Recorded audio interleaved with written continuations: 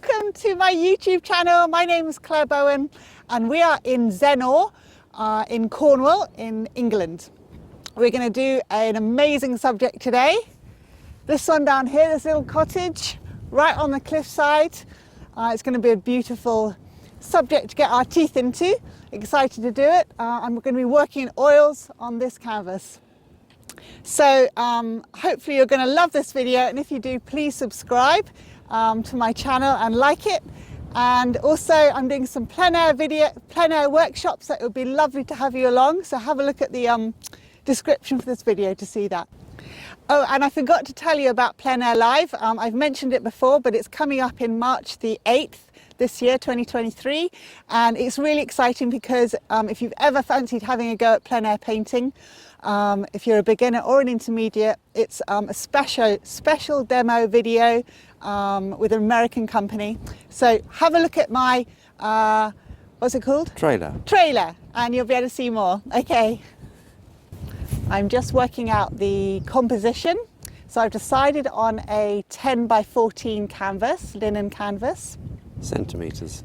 Centimetres, thank you, Mr. B. Oh, shall we introduce you? No, we'll do that later. But I'm here. Okay, husband, Mr. B. So the main subject for this painting is that little house, especially with the blue background. So we've walked up and down this hill to make sure that we get the best view of the house and the best sea behind it. We quite like that little cove over there, but we can't fit it in. So we're going to just make the house the subject. So now I have to decide where I'm going to place it within the viewfinder. So I've got the ratio here. On this one it's 8 by 12, it's actually 10 by 14, but it's similar, and it's going to help me see through there and decide where to put the house. I'm going for a high horizon because there's not much in the sky today, and I want as much blue as possible, much of that sea. So I'm going to just see whether that's about right. It's just sometimes I divide the board into thirds because it's kind of pleasing to the eye. It doesn't always work that way, but today it might do. Another way of getting a straight horizon is, just take my glove off, is to mark it like this. So that line there to over there, and then I put another mark. And then I make sure that sadly it's a little bit windy again, which is annoying, but wasn't forecasted. And then I know at least it's going to be straight. So then decide where that house is going to be. So is it going to be in the middle, the edge? I don't know if you can see them, the rocks. I quite like the rocks.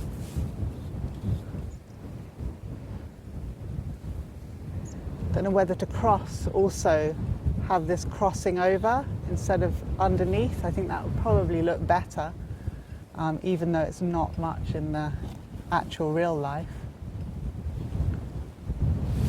I've decided to put the rock line underneath the horizon because it would be too steep to get this in, and with enough water behind it. So yeah, he's coming underneath now.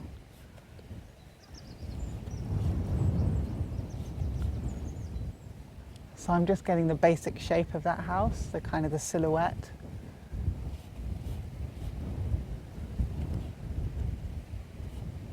And how it sits on the land.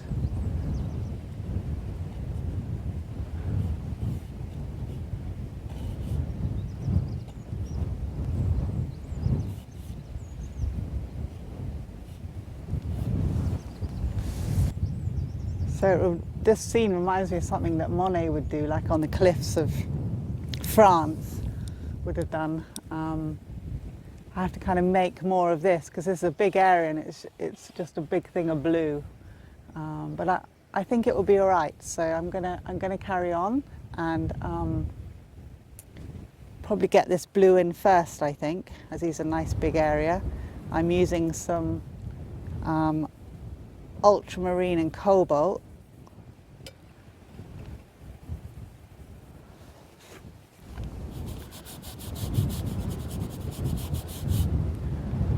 bit of red too. The permanent rose. So I'm using translucent colours to start with. It means that they are easily move aroundable, and if I want to rub it off, you know, wipe it off, then I can with a rag. I've got some Gamsol as my thinner, and then I just look at what the overall look is to it, the overall colour, and I think once I put that down I realise it's way too red, so I'm going to just wipe that off. See what I mean by moving it around? It's okay. It's better actually just to do a little spot. That's what I should have done, to check it. I was a bit too excited to get it on there. Let's try again, shall we? I'm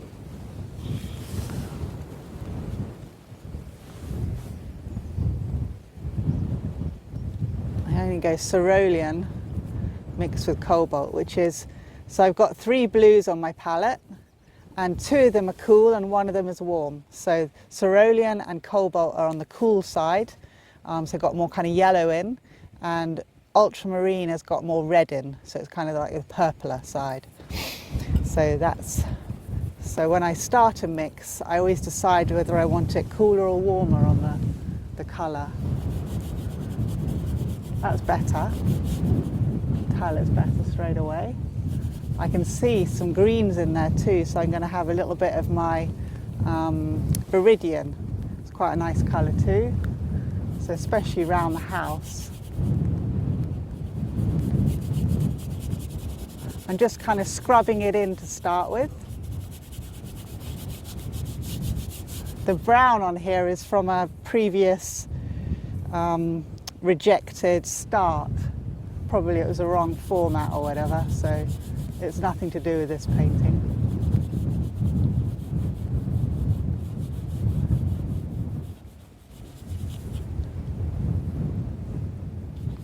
Okay. I'm not sure how far I'm going to go down there, so I'm making it soft at the moment.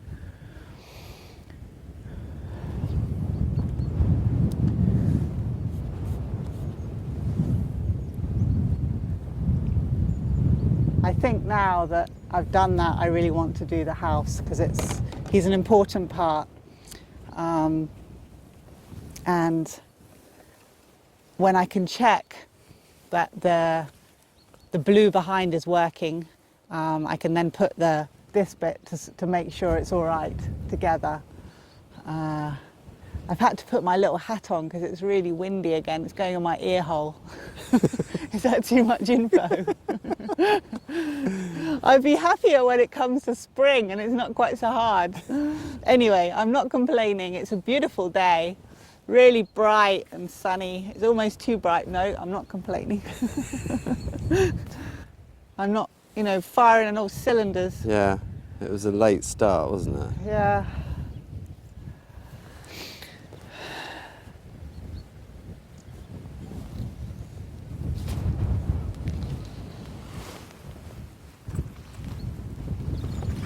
When I look at a subject, I decide where the light's coming from. So light is coming, this way, right flat on it, which is not always easy because it means you don't have much tonal value, light or dark, but it does make the colour nice. So it's more about colour today, this painting. I look for also what are the lightest lights. And the chimneys, the white areas of the house is the lightest areas, and the darkest is probably the sea, and maybe some bushes. So that gives me a starting point. So when I'm going to do this roof now, I'm going to do some mixing. Let me come in and see your mixing. Thank you. So we have yellow ochre, permanent rose, and a little bit of ultramarine in there. It's a grey. So that is 3 primary colours mixed together. It's got a yellowy tinge, which it has, and I just need to see how it looks on the painting. I'm using titanium white.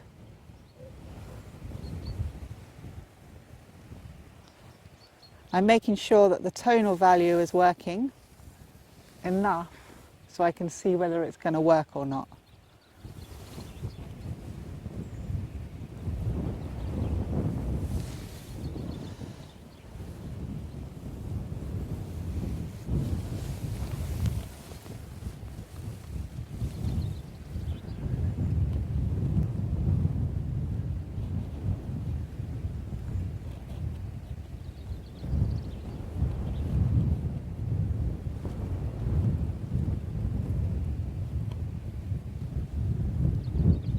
Bit yellow, but it does show the light more, show the sunlight. And then I'm looking for any other bits that are with that colour on. I can see that the rocks behind are similar. Let's put those in. Okay, so the next big thing is to put in the greens, I think. I need a bigger brush.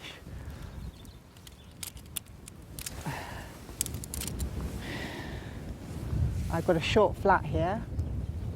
I'm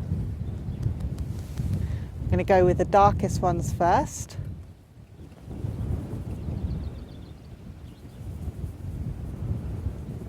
And I'm mixing ultramarine and cadmium yellow. Yellow? I'm listening to an audiobook at the moment that's got an Australian accent, and I do tend to mimic, so please excuse me.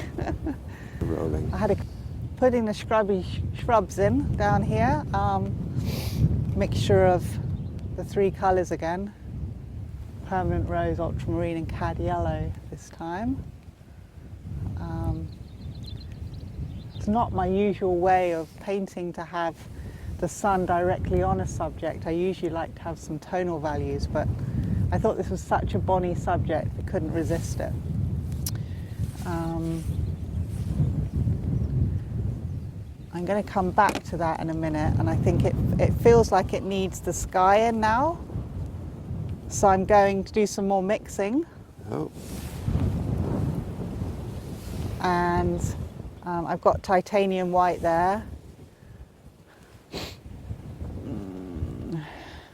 I think it needs a little bit of undercolour as well. So I'm going to go with some yellow, cad yellow, permanent rose. Water it down a bit, Gamsol, maybe a bit more yellow.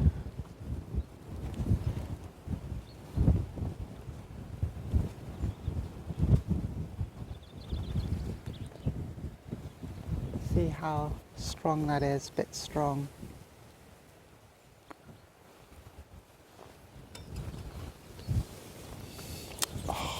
What's wrong? Missed it again.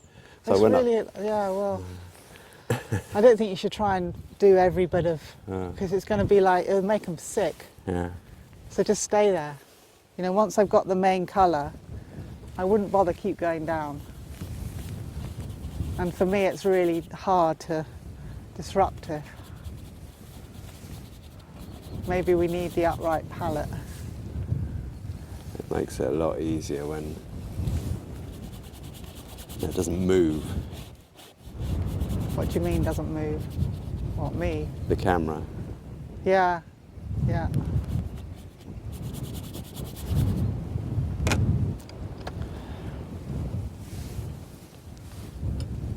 That's an undercolour, is it? Yeah.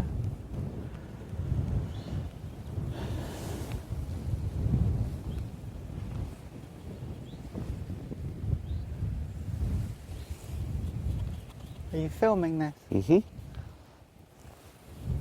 Got mainly just cerulean blue and white in there at the moment, with that yellow underneath. it feels like it also needs a slight purpley on the horizon. We need a new brush. I need a new brush.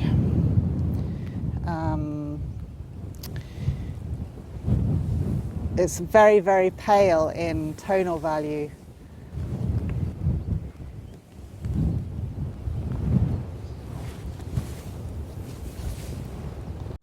What you going to do now? Well, I can see that it's kind of working. You know, I've got areas in, so it's starting to come together. I feel like I now need to do this. The greens. The greenies. Greenies can be tricky.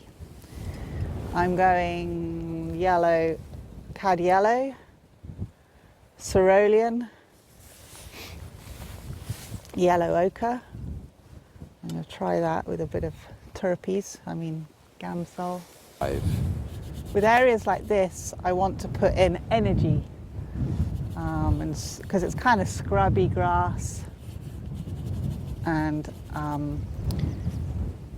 so I'm using my paintbrush right at the end. I'm holding it like a kind of baton, I guess, quite gentle, so I'm not kind of gripping it hard. So I've got quite a lot of movement with there, and it's an extension of my arm, so I'm not kind of holding it like a pen, because I can't do much when I'm doing it like that.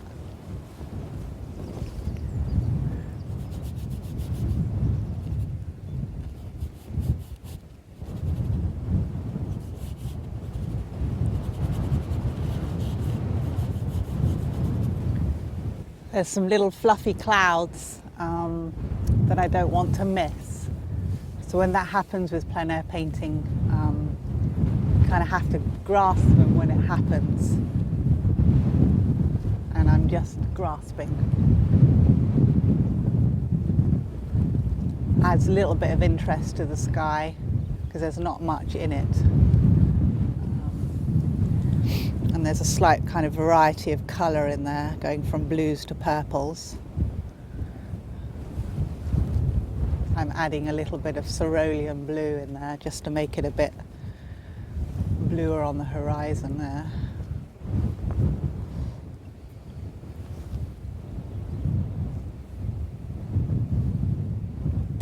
I got cadmium yellow, permanent rose and some ultramarine in there, but putting it mainly as an orange, an orangey colour. It's the bracken, so I'm going to just do a tester. It's surprisingly orange, that colour in there. It's almost wrong, but it adds a bit of kind of life to it. The idea is to fill this board, this canvas, so it's got no white bits, and then I can tell if it's working or not. I put a little kind of path in there to lead in to help with the composition, even though it's not there in real life. I'm going to vary the colour of this as well a little bit, adding a bit more yellow.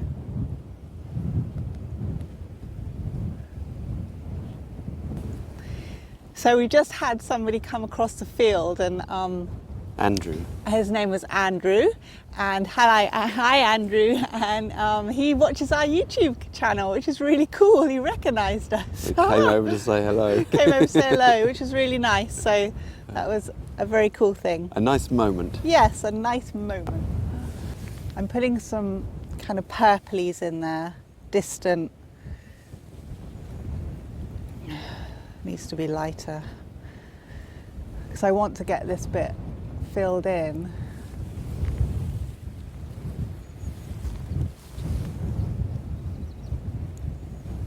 So most of them, the canvas is covered. Woohoo! Now to go back to it and adjust. So it feels like I need to adjust this because that's still very much an underpainting. I need a brush. Give me a brush.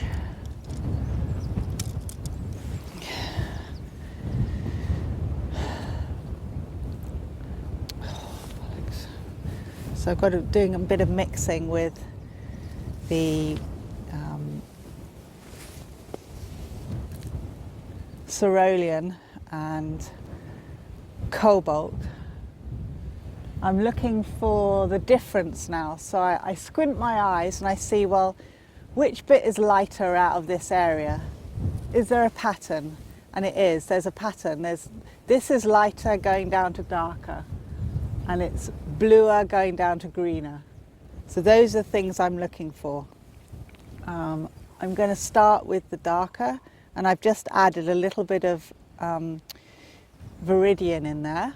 I think, no, that's too dark in tonal value. So I added a little bit of titanium.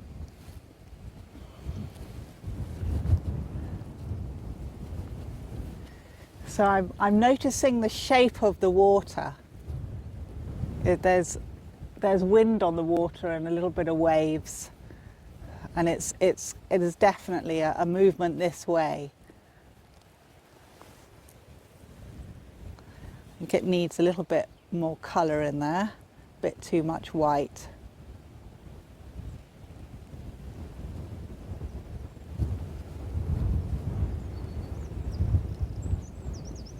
And it's okay to kind of have it not totally solid. You know, I'm not making it all the same because it's not all the same.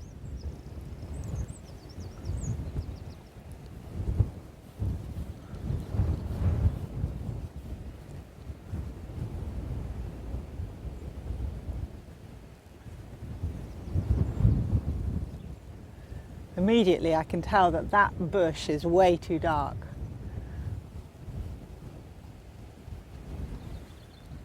So as I go back, I'm going to add more white and more cobalt because it's a warmer blue than the cerulean. Goes a bit warmer in the distance.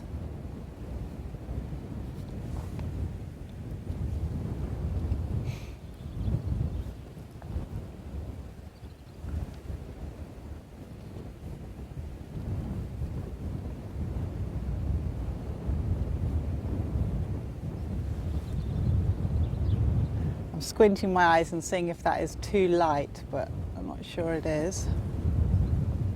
It's quite light back there.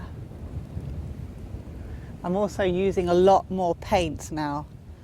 I don't want it to be thin. I want kind of lusciousness, because oil painting can be lush if you put enough paint on there.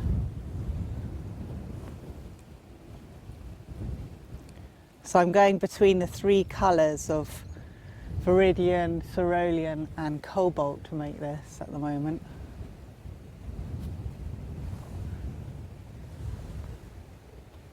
And I'm being quite free with my brush too, you know, not too kind of precise, because it's not.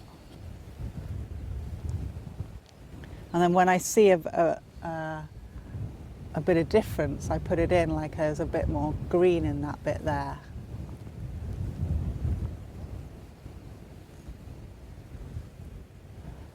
And behind there as well.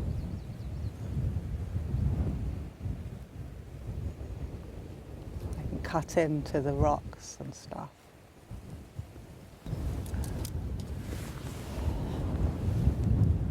So when I look at those lights, I've got to decide whether they're warm or cool, and they are warm. So I'm adding some cad yellow and scarlet lake. So in other words, red and yellow.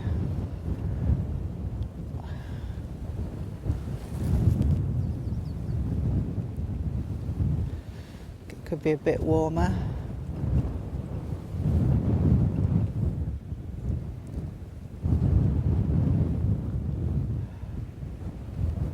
The light looks good against the blue sea. It is rather pleasing.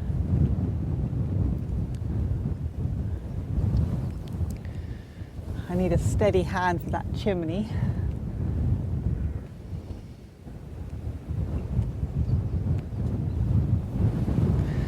just putting that in just really, even though it's not precise at the moment, really adds to it, helps.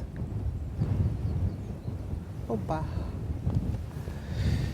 Difficult in the wind.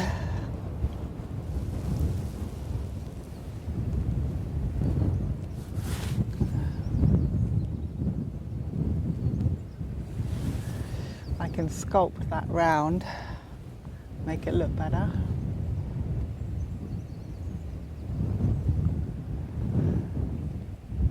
Okay. So the dream team is here. Both of us squinting into the sun nicely. Yeah, that's Mr. B. Ah, hello. I'm looking for lighter greens now to kind of sculpt some of these bushes and things. Shrubs. Shrubs, yeah. Gives it some tonal values.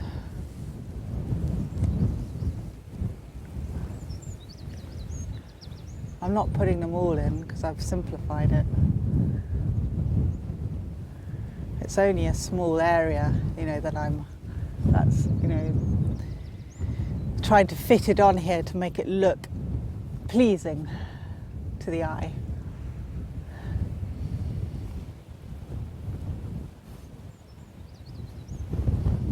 I'm varying the different greens, adding a bit of yellow or a bit more white to make it cooler.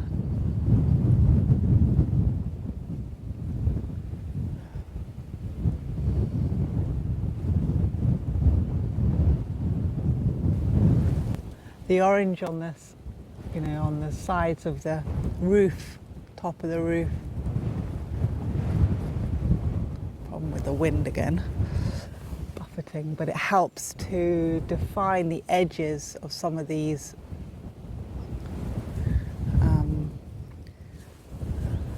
It's quite strong now. I'm just adding a bit more yellow and red. Sort of ridges, isn't it? Ridges, thank you. So I haven't painted this subject before. We usually do a recce to find things before we're going to do one of our videos, but today was get in the car and just find something. So we're really chuffed to find this subject. Even if we are trespassing a little bit on someone's field. Yeah, it's hard to know. There's no animals in here, so we're not disturbing them. And nobody's come after us yet, which is good.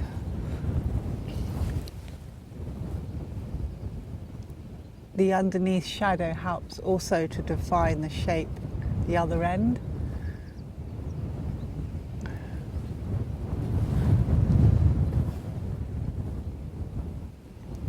There's a little window up there.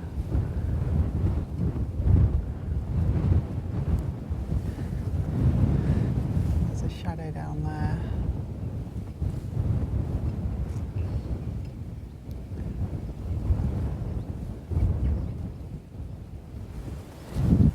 I'm painting those rocks in the distance. I think you can see the people on there. Looks quite cool. I can't put them in my painting though because they're too small. They'd be like little ants.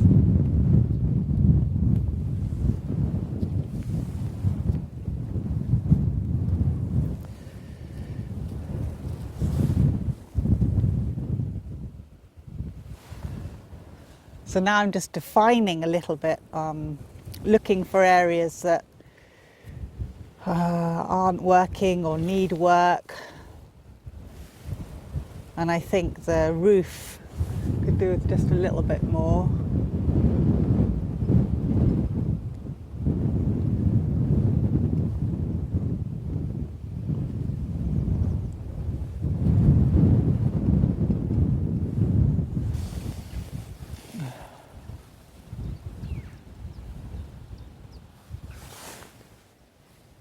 I'm using a rigger brush and just making sure that these chimneys don't look like blobs so much. Get them a bit more defined. I think these are just Oh, he bothers me, that one. I'm going to go back with the blue. Cut in. Yeah. I'm going to cut over. Quite hard in this gentle breeze they promised us. It said gentle breeze today. It's not gentle. Anyway. Oh. He's smaller. I wanted him to look smaller than the other one. Yeah, that's better. I've sullied it with the paint underneath. So I'm going a bit thicker. That's better. And now I just need to work on the bit around it.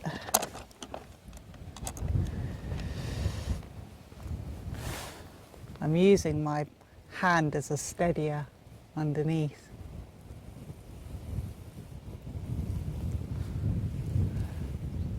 There's a shadow in there. All these little bits add to it.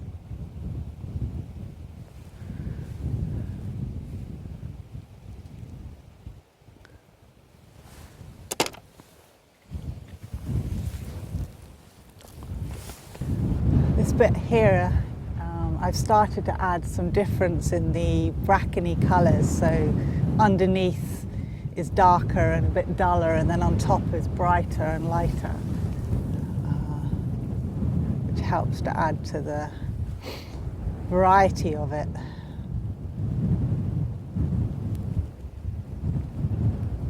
And I'm putting it in other places as well, so it kind of links the whole thing together.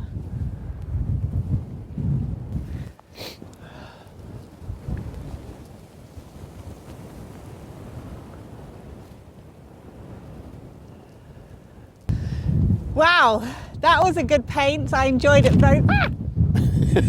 very much, excuse me. A little bit windy and a little bit cold, but what a beautiful winter's day, such crisp light. And I love this subject. It was surprisingly fun to do. You'd be very welcome to have a go if you want to do it. And we're in southwest Cornwall. And please do subscribe to my channel, Claire Bowen Artist, and like this video if you've enjoyed it. And also don't forget about the Plein Live I was talking about at the beginning, and our workshops. It'd be lovely to have a paint with you this spring or autumn, Mr. B and I. So thank you to Mr. B, and thank you for you to watching. See you next time. Bye. Bye.